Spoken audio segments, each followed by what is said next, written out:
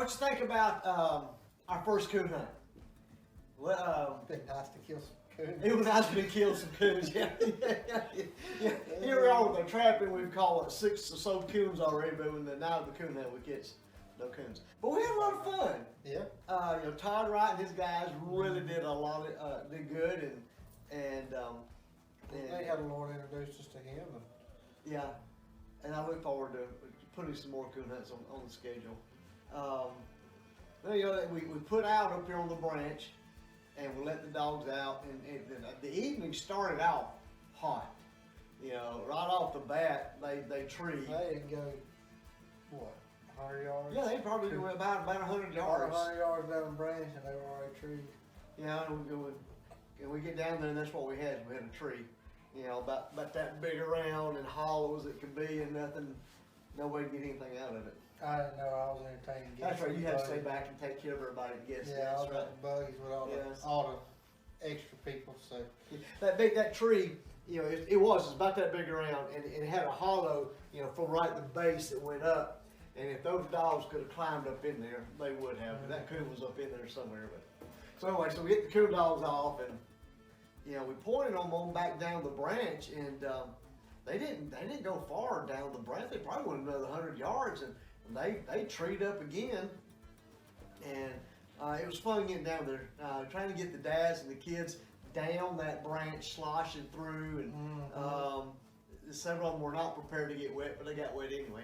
that's good for them. It was, but we got down there, and they treed, and we got it.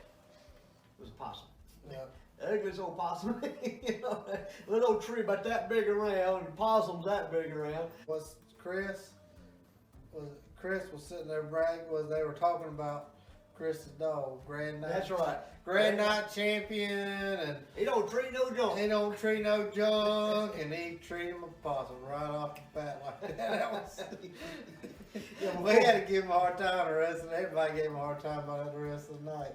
Before we left out, they told the kids, now listen, if these dogs treat junk, and they won't treat any junk, but if they do, y'all just gonna have to look the other way, because we're gonna have to give these dogs a whooping, and they did. Yeah. They gave the dogs a whooping. Sure enough. So then after that, everybody came out. We were over there by the buggies waiting forever. Yeah. And then we got out, went on down, let loose right there at Rusty's Pond, and that time they didn't go far. They didn't go far, and then they treed, and as opposed to just a handful of kids and adults going, Todd and Chris were like, "Oh, let's everybody go." And so here we went, about 30 people tromping through the woods in the dark toward this tree, and we got there, and we looked at it, and that was, oh, there it is, and it was, you remember, everybody was like, "It's a funny looking coon." It was. I started walking up, and I put my light up there, and I'm like, it's furry, but that is not the color of a coon. Yeah. And then it moved, and all of a sudden, that's a bobcat. It sure enough was. We got to looking at it, and then it was like, yeah, that's a bobcat. And the aggravating thing for Todd and Chris was they had already praised their dogs, and of course these are competition hunting dogs. That if they treat something other than a coon, then in the competition, then that's disqualifications or negative points or whatever.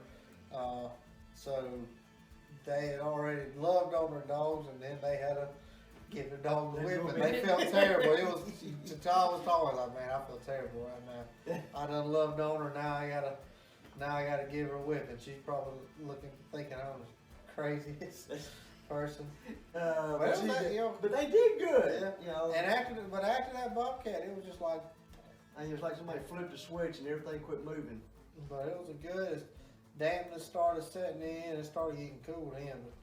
But it was a good night. Everybody had a lot of fun. Yeah, they did. Everybody had a good time and ready to do it again. And of course, at the end of the evening, we had to say, yeah, El shot a bobcat. El shot a bobcat. There you go. Bye-bye. Put it in his chin. It's falling. It's falling. It'll fall. All right, good job. Just hold it. He's dead. Oh, there's my first bobcat. Yeah, that's a young one. There is. I smell him right here. Ooh, that's oh god. No wonder she treed that thing. Yeah, he's dead. Whew. Right through the brain too.